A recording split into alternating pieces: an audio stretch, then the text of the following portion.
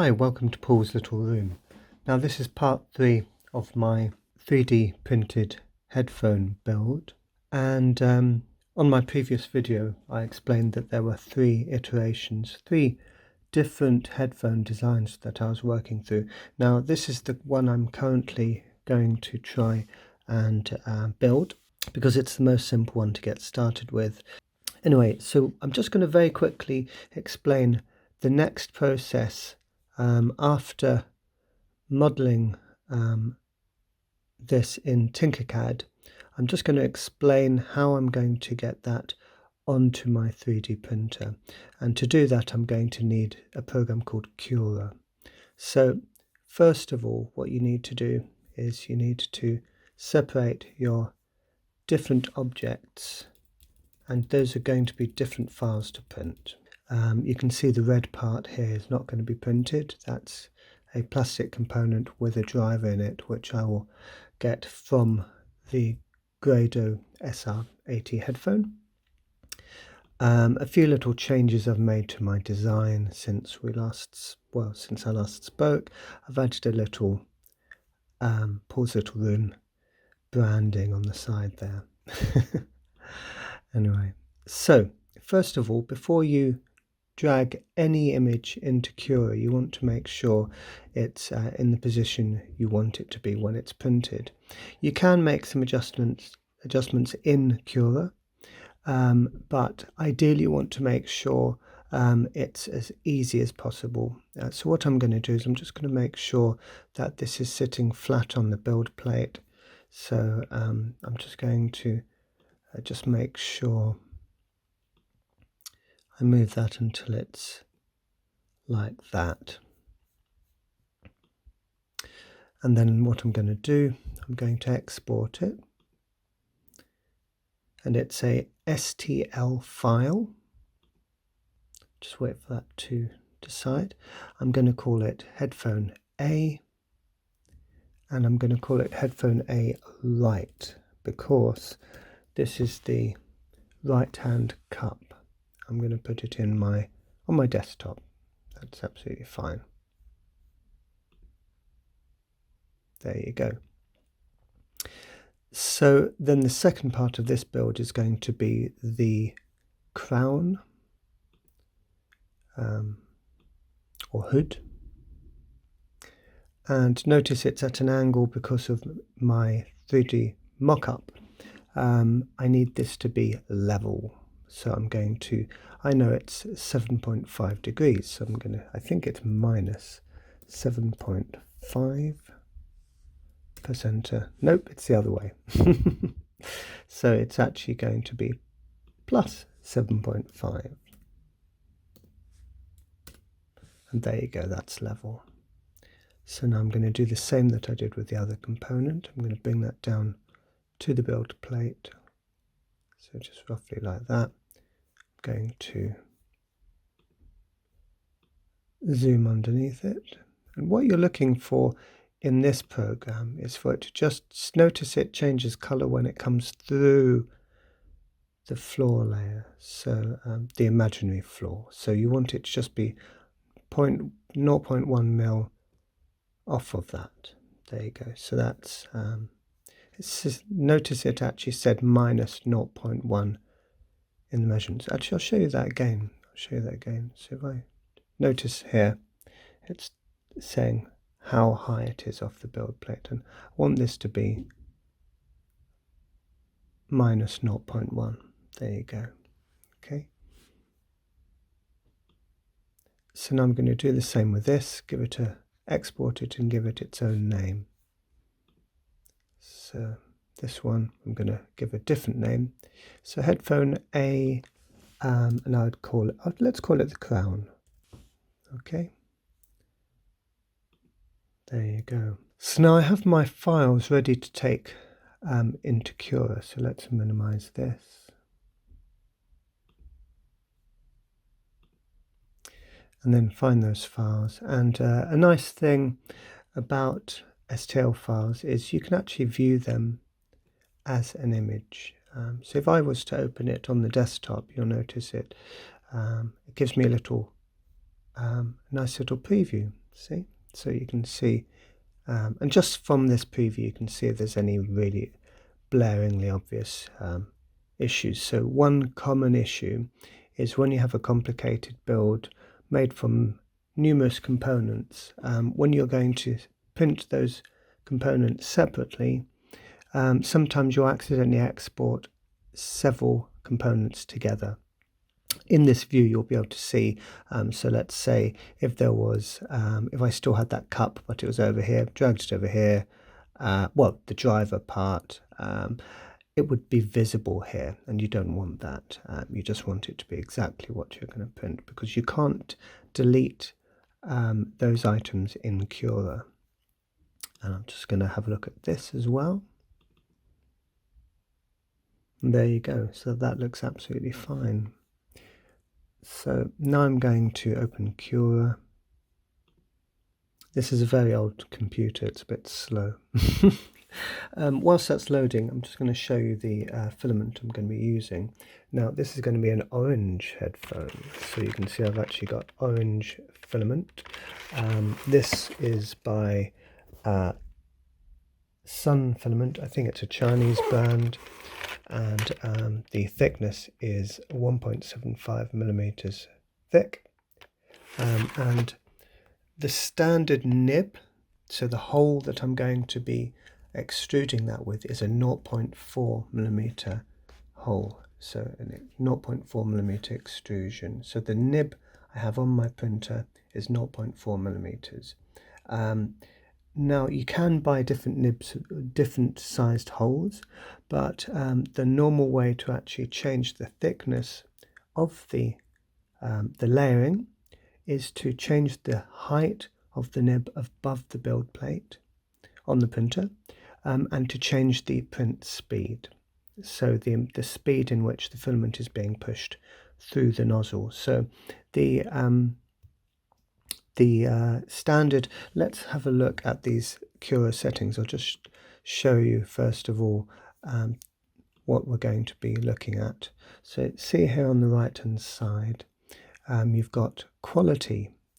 Now if you have a look at the quality, I would say a very standard quality for detailed files, so detailed objects, is 0.2 millimeter layering. So that's each layer that is put down on the build plate, and then subsequent layers are 0.2 millimeters wide. If you can you see that? So yeah, it's a little bit difficult to read. Sorry about that. Now, if I'm doing a very quick build, let's say you want to do a DIY part. So for instance, recently I did some clips to attach to some canvases for my wife, and they were just a 30-minute build. I wanted them to be strong and quick to print, and they're a very basic, simple, flat on the build plate object. So I actually set that at 0.3 millimeters layer height.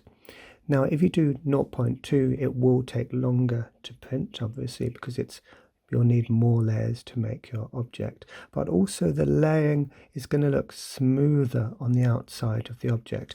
And in fact, if you go 0.12, or let's say 0.15, that's as thin as I would be willing to go, and you're going to have a very, very smooth. You'll still see the layering, but it's going to be much less pronounced on your object. So I would give that, I would use that for very, very detailed objects, and I would slow down the print speed for that. It's very important that you adjust the print speed accordingly.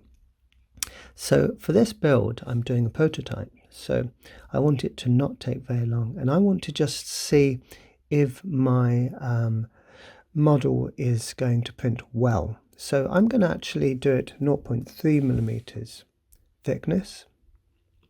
Then going down, you'll notice the wall thickness. Now what that means is it's the outside layer of your object before the print head then does any support or any infill material, and this is 1.2 millimeters thick.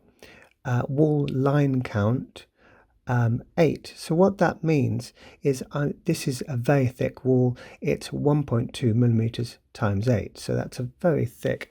In fact, that's going to be a structurally very sound object. And what you'll find is if any areas of the model which are thinner than that, it will just do solid. It won't have any gaps within those layers. Horizontal expansion. So that's allowing for, this is, if you want two components to fit very tightly together, you need to allow for horizontal expansion. Now this is quite a stable filament, so it's very minimal, and in fact I want my components to actually be quite a tough push fit, so I'm going to just have 0 horizontal expansion. Top bottom thickness, so this is a lot like the wall thickness, but the wall is the side and the top and bottom. You usually want to have a thicker initial layer on the bottom and on the top for strength and for stability of the model. So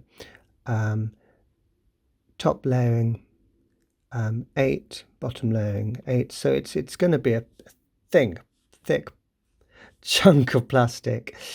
Infill density. Now this is where you can be clever. You can drastically reduce the print speed, the time it takes to print your object. So the way I would put it, let's say you have 50% infill. So can you see I put 50?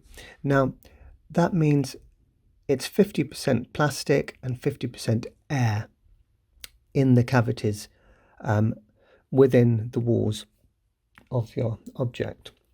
So sometimes if it's an object which you want to be relatively light, still strong but light, you would have a very small infill. Or sometimes some people don't have any infill. The problem is if you have no infill at all, then there's the potential for the model to change in shape as it cools. You might actually have some shrinkage. So what I would always suggest is have as a bare minimum 20% infill. Now this is a prototype, so I am going to be doing 25% infill. And then if I'm going to do a finished headphone, which is going to need to stand up to the rigours of use, I'd suggest an 80% infill up to 100%. Now, there's a negligible difference in strength between 80% and 100, and in fact, sometimes it's going to be stronger and slightly more flexible, and therefore less prone to breaking if your object has 80% versus 100% infill. So 100% would mean your object, the walls of your object, 100% plastic. There's no holes within that. Infill pattern. Now I'll just show you. You've got all kinds of fun little patterns here you can do, and what that means is I like a crisscross. So cross. You can see that, and it's simply like, it's just, I would describe it as a waffle structure inside your walls of your object. And that's so for instance, if I have 25% infill, there's going to be 25% waffle structure, and then the rest is going to be air. Okay, so now you can vary the pattern depending on your shape. Now some objects are going to be more stable with a different infill, so you can experiment with this. There's no fast rule as to what kind of infill you need. So for instance, if I was to say zigzag, you would actually have the plastic literally doing this, and then you'd have another layer of zigzags. I find I've done that before. With some objects, you sometimes want the option to be able to drill out infill if you want to machine your object after making it. And I find the zigzag material easier to remove, and you can remove areas with pliers as well if you need to. But cross, if it's just going to be within the object, you're not going to see it. Across structures, very adequate. Now, printing temperature. Now, the average temperature these manufacturers suggest is usually around about 175 degrees to 220 degrees. Now, the last one I had, in fact, the one I've got in my printer at the moment, had 217 degree manufacturer's temperature. Well, that's the one they suggest. So if I take this filament out here, hopefully this will actually have a suggested. There you go. Now on here it says print temperature recommended 210 to 230. That's a very my goodness, that's actually that's the hottest suggested temperature I've found. This is a different material. It's PLA, which is cornstarch based, which is the same that I always use, but this is a fast printing, so it's actually more elastic.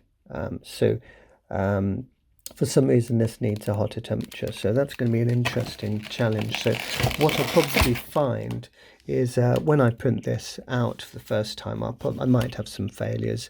One obvious failure you'll get if you're using a new filament is it might pull off of the build plate. It might literally come off of the build plate. So you might want to increase the heat if you've got a heated bed. I do have a heated bed. I've got a glass bed on my printer. If you don't have a heated bed, I would just have it as hot as possible. But bearing in mind, the hotter you get with the build plate, the more likely you are to have a curving up of the edges. You might have some heat shrinkage around the outside of the base of your object. So bear that in mind. So it's a bit of a toss of a coin. I would just suggest do lots of prototypes. Just do prototypes where they are the first 5 millimeters of your object, and just see how it's adhering to the build plate. If you want to see if it's a very dense object, as you get past, let's say, the 20 millimeter stage, it might actually start curving up, even though it didn't curve up initially, and that's because you've got all that tension and of the material pulling it up. So, and the heat is making that material soft still, so malleable. So what you want to do is just check at about 5 millimeters. Check to see if is your object sticking down to the build plate well. Is it being knocked when the print head moves around, and then go up to about 20 millimeters of object and just see if there are any potential problems before proceeding to do a full prototype. Anyway, so now build plate temperature. Now if you can see, that's here. Now, for my last print job, I did 79 degrees. Now, the way I would say you should treat build plate temperatures is try to do a print without any build plate temperature at all when you're first printing with a material. So just do 0, and then the build plate will just be cold, and then you're seeing how that material adheres to your surface. Okay, now if it pops off, it's going to happen quite quickly. What you'll find is even the first 5 minutes, your material will just be dragging around. It won't glue to the surface, or after the first 5 mil, it's gonna budge. Raise the temperature to one where it feels uncomfortable to touch with your hand. I would say that's 60 degrees, and then go from there. Now, the last filament I used only stayed on the build plate when I did roughly 80 degrees. But also, If you have a very tall object, which is a very large object, you're going to have all that weight moving on. Now, my printer, it actually moves the build plate around. I'm going to show that in another video. And so your object is going to be shifting. There's going to be inertia. So to reduce the chance of it physically being shaken off of that glass or material that the build plate has, what you want to do is have some kind of additional adhesion. So what I do is I use Pit Stick. I simply have a very I do just a very even coat of Pit Stick over the area that I know that the printer is going to be covering for my object. Make sure though that you don't make it lumpy. You just want it to be a very thin layer, nice and even. What I do is I draw out the shape of the object and then I do crisscrosses, and then I fill in with just little circles like that. Okay, so going down. Now enable retraction. Now what that means is if you have 2 points of the object where now the print head is going to go from one point to the next point as fast as possible, so it's going to be as economical as possible. If you have 2 components next to each other, it's going to do a little bit of one component, then it's going to skip to the other component. Now if you have no retraction, what it's going to do is it's just going to move sideways off of that last mark it's done straight to the other object, and sometimes it can knock your object. So what you're going to do, enable retraction, what it does is it pulls the filament into the nib a little bit so that there's none sticking out for a very small amount of time, for the amount of time it takes for the print head to move to the other object, and then it comes back out of the nib for when it wants to start doing that drawing again.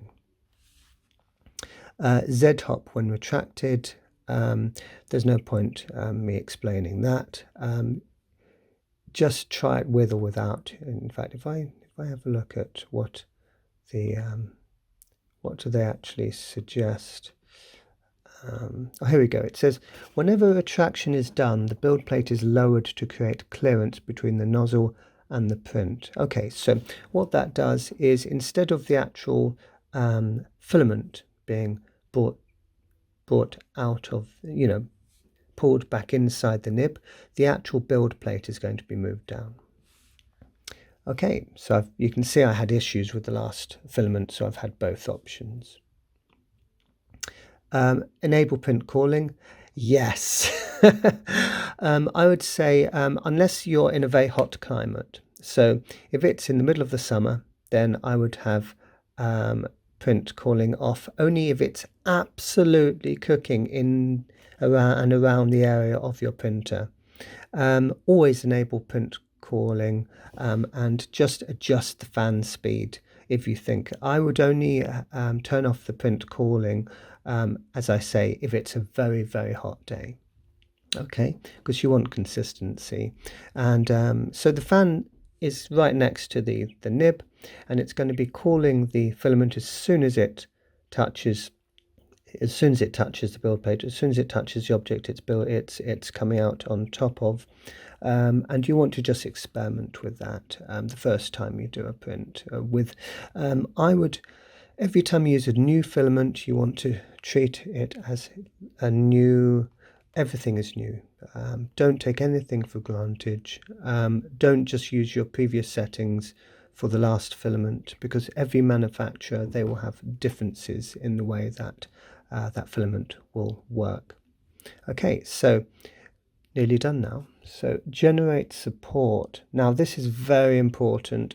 If you have an object which is just flat, and let's say theoretically you had a square. So I'm going to give 2 examples of very good objects. You've got, let's say you want to do a 3D version of this salt grinder. Silly me. Anyway, so this has got straight walls. It's got a little bit of a curve in there. Goes all the way up, a little bit of a dip, and then all the way up, and then straight across the top. So this is going to be very easy for your printer to print.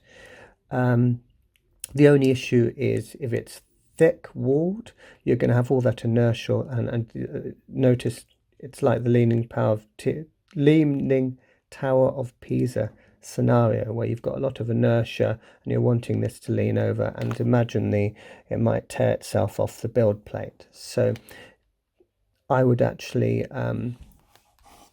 suggest with an object which is tall, always add what's called a rim or an island at the bottom. I'll just find that. Wait a second. If I try and see why my oh, here we go. Yeah, can you see it there? It says brim. Now if you have a brim, what it's going to do is it's going to first of all draw a circle in the shape or whatever shape your object is, and then it's going to print a thin layer, a thin donut of material leading out on the build plate, which will then help hold that object down. Now a brim is very, very thin, so if your object's heavy, it still might not be enough to stop it tearing off. So in that instance, I'd actually recommend doing what's called a raft. Now raft is a physical piece of plastic which your object is built on top of. So you would have in this instance, you'd have a large disc of plastic. So you bear in mind that takes time to print and you're wasting a bit of plastic, but also your object will be raised up slightly from that, and there'll be a very tiny zigzag of material so that you can break it away from that raft after it's printed, which it's fiddly and it's wasteful. But if you do have a one-off object which is very large and tall and heavy, I would consider doing that.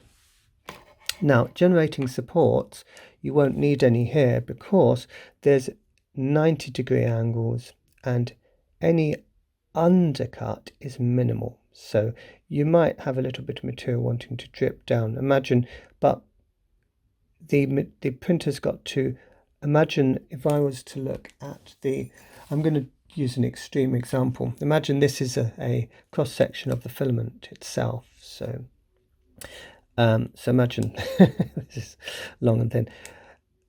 When you put one layer down, in order to do a layer on top of that, notice if it's straight, it's just going to sit straight on top of, let's say my finger's the next layer. Now actually let's use a pepper.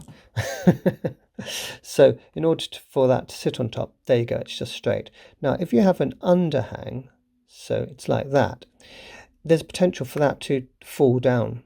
So what the printer's going to try and do, it's going to try and layer like that. It's going to try and angle the filament so that the top layer is at an angle, but it's still adhering to that next layer. Okay.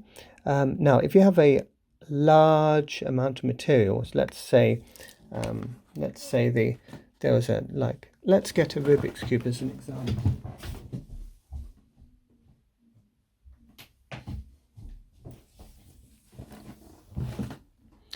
Now this is easy, prints straight up, but let's say you wanted to print an object which is like this, and let's say this is cut off, it has a flat component here, so it sits like this. You've got this angle, and there's an overhang, isn't there? And what's going to happen is you're going to have material wanting to sag and it's going to be very hard, and you might potentially have holes and marks, and it's not going to be a very smooth finish at all.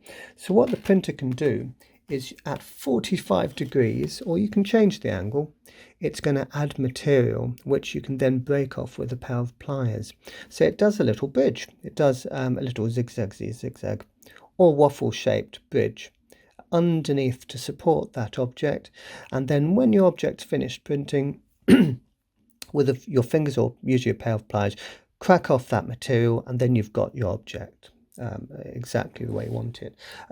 Now as I say, this is too small to need that material. So this is a very simple object, but see this area here, there's a slight overhang here. It might add a tiny bit of material around the outside here, which you might need to scrape off to support itself.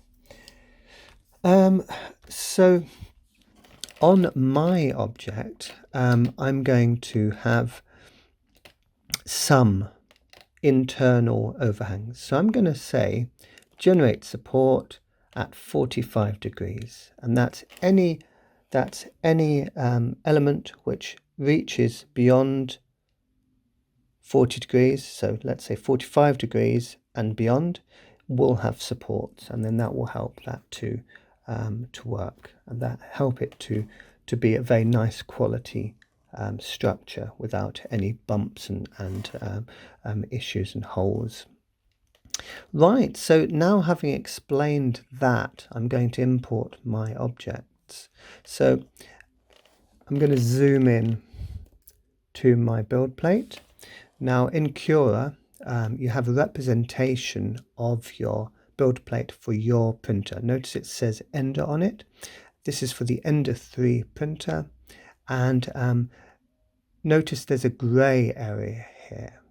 Now, the maximum amount of build surface for this printer, if you count, it's 1, 2, 3, 4, 5, 6, 7, 8, 9, 10, 11, 12, 13, 14, 15, 16, 17, 19, 20, 21, 22 centimeters square.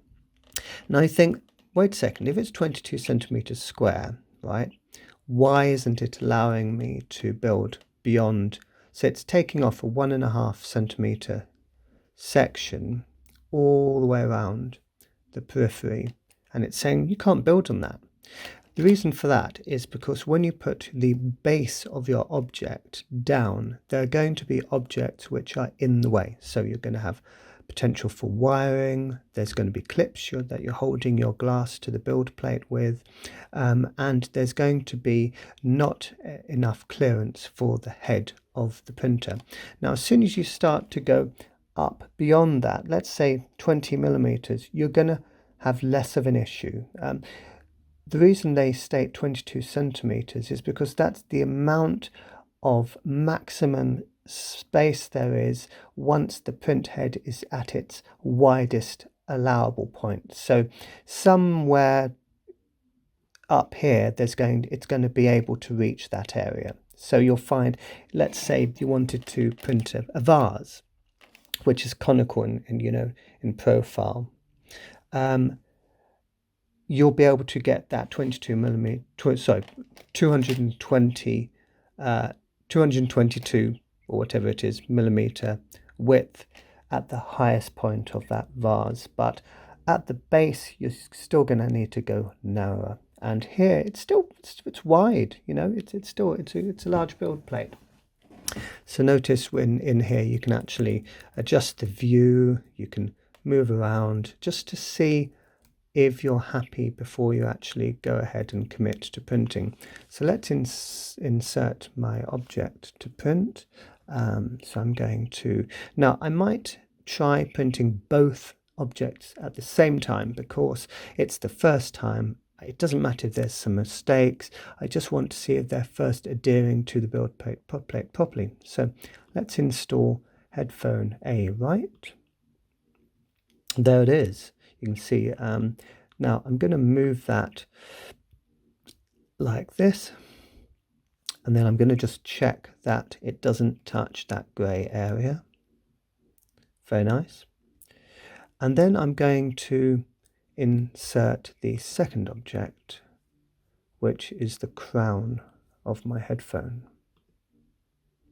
And there you go. So move that around, and there you go. Now this is something very important to bear in mind.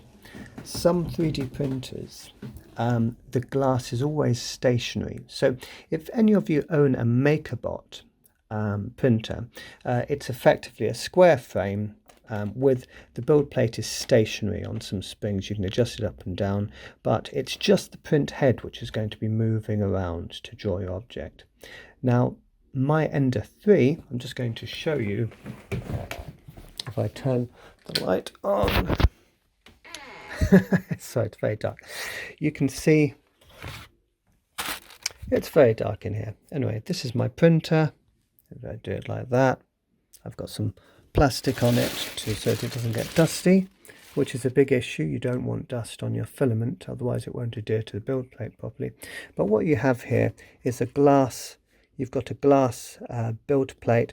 On the actual build plate is aluminium. When you buy this machine, it comes with tape like material on that, to which it's almost like very fine sandpaper, and then I've clipped this glass to that. Now watch the way it moves. I can move this glass like that. It just goes backwards and forwards. It doesn't go sideways. And then the print head is on another extruded piece of metal there, which goes sideways. So between them you can get every access you want, and then this can go up and down. Notice it can go up and down. Okay, so sorry about the filming. In instances like that, where the build plate moves, you want your objects to be as close as possible to the middle of your descent of gravity, basically, because the inertia is going to potentially move your objects and make an inaccurate print. Not only that, but it's going to be harder for you to level that build plate. Before you print, you're going to be physically adjusting your printer, and I'm going to explain that in another video, the next video for this project, where I'm going to show how I'm going to sorry about the noise. I'm going to explain how I'm going to put this filament in my machine, and I'm going to adjust that build plate so it is absolutely flat.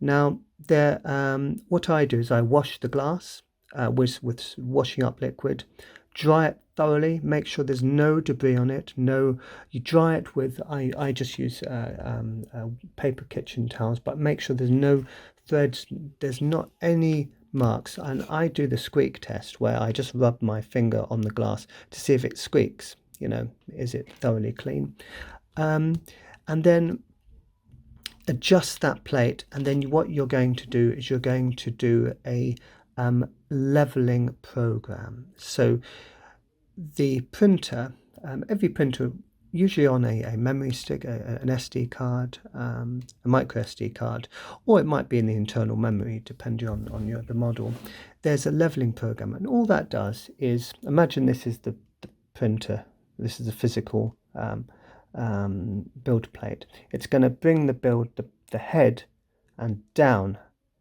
to that corner, and then what you're going to do is you're going to try and see the gap between the glass and the nib. So you want to get some light. What I do is I put a light behind it. I just want to see how much light is coming through.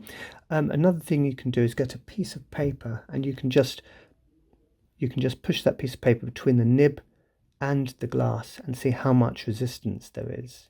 Is it pressing down on that paper, or is there no resistance? And again, I'm going to show that on the next video.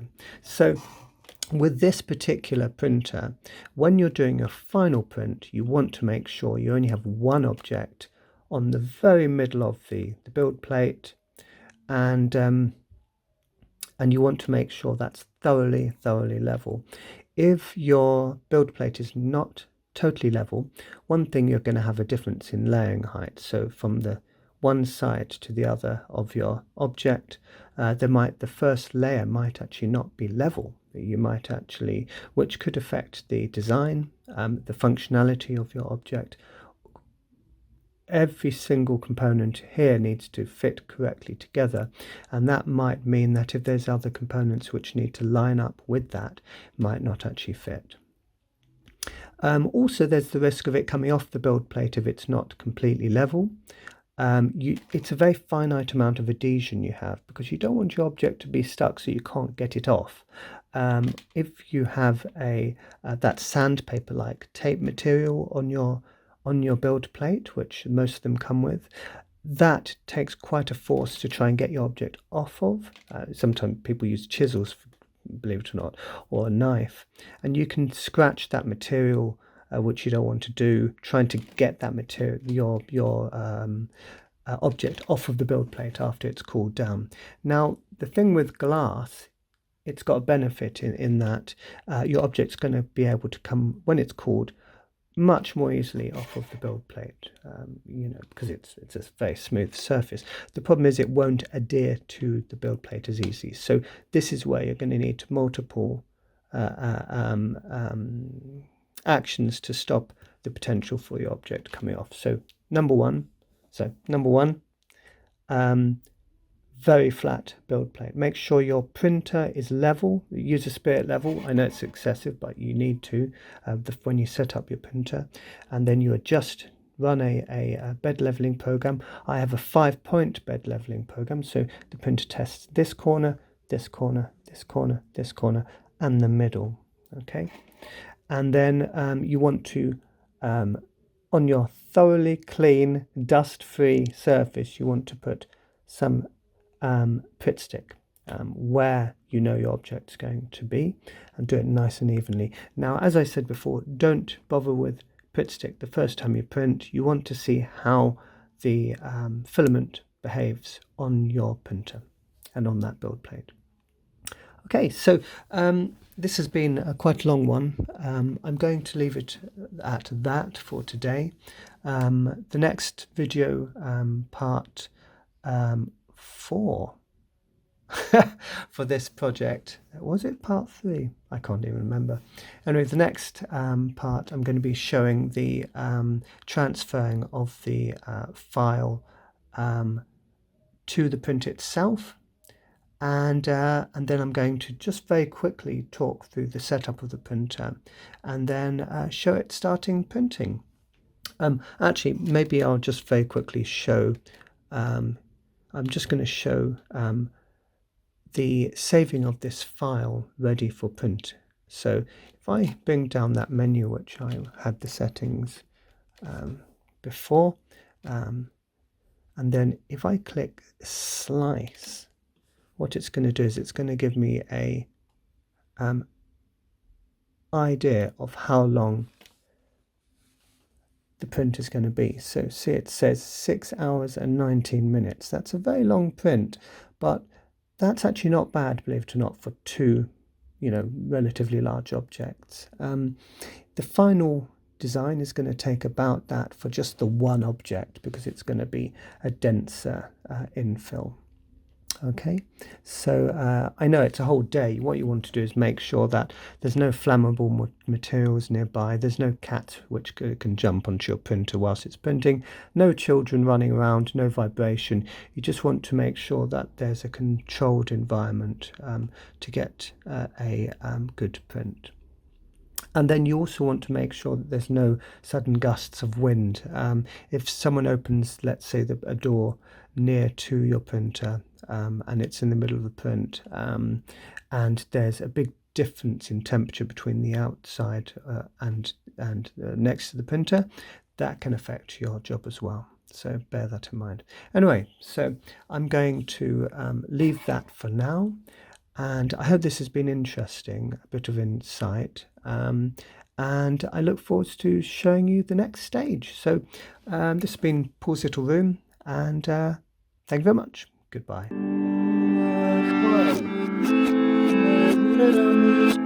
Whoa.